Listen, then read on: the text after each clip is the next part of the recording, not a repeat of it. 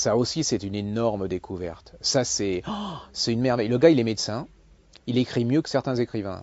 Alors, j'oserais pas lui dire qu'il s'arrête d'écrire parce que j'ai un peu peur après un bouquin comme ça.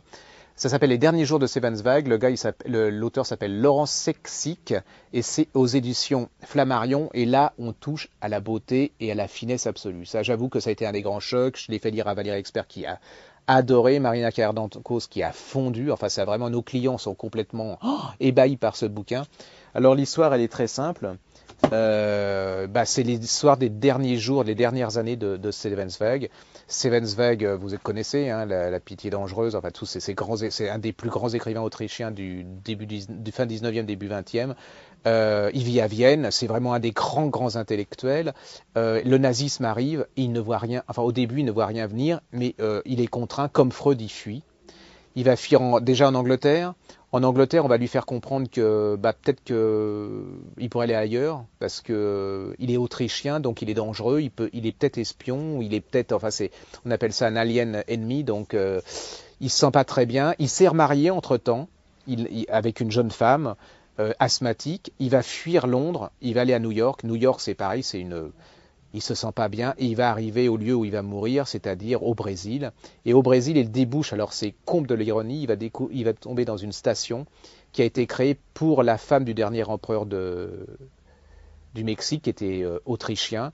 Et c'est une vraie ville à la viennoise, c'est-à-dire que tous les hôtels, toutes les maisons, il a l'impression d'être à des milliers de kilomètres, mais de se retrouver à Vienne. En plus, ça a été colonisé par des jeunes Allemands et des jeunes Autrichiens. Donc il y a plein de jeunes blonds, de petits jeunes blonds et tout. C'est extraordinaire. Et là, il va craquer. Alors, entre-temps, il va vous raconter tout Stevensweg. Il va vous raconter tous les gens qu'il a connus, toute la grande époque viennoise, Roth, Freud. Il va vous raconter comment on en est arrivé là, comment il a mis du temps à comprendre.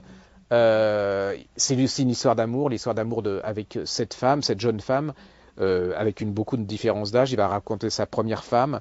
Et puis arrive la nouvelle fatale, Singapour est tombé. Et pour lui, si Singapour tombe et que les Anglais sont battus, c'est la fin, les barbares vont arriver, les nazis vont arriver, donc c'est plus son monde, c'est plus la civilisation, donc il décide de partir.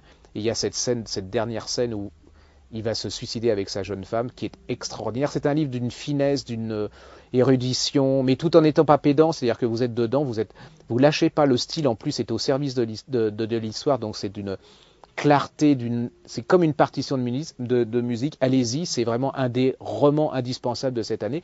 Et puis en plus, ça va vous faire découvrir Zweig, et ceux qui ont tout lu Zweig et qui ont adoré, c'est un roman indispensable pour eux.